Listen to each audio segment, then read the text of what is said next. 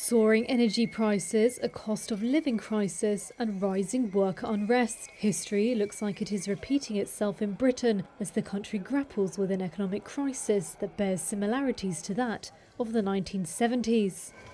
So how did Britain handle the crisis back then?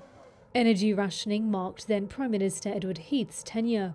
The Organisation of Arab Petroleum Exporting Countries had declared an oil embargo, forcing Heath's government to consider some extreme proposals. This footage from December 1973 shows customers being led by workers with gas lamps in darkened stores on London's main shopping street. Britain today is unlikely to face such prolonged blackouts. But experts say anything that threatens a world of contactless payments and computerised tills will add to anxiety over the country's ability to withstand social and economic shocks. Consumer price inflation peaked in 1975 at 24.5%, and it was not until the 1990s that it fell sustainably into low single digits. Like 50 years ago, Britain today faces double-digit inflation. The Bank of England expects to see inflation exceeding 13% this October, which would be the highest rate in 42 years. Political analyst Peter Kellner was a Sunday Times journalist in the 1970s.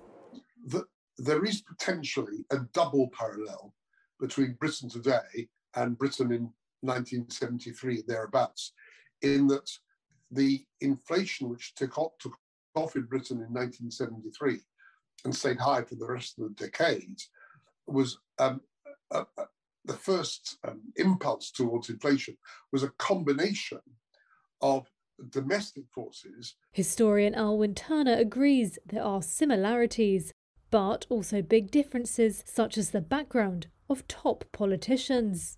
I think our problem now is a lack of knowledge. We don't have anybody around in politics who can remember what it was like with inflation. Certainly not in office, and indeed many of them not at all, because this is quite a young generation of politicians we have now. So I think there's a danger possibly in the other direction. The people are slightly lost by it.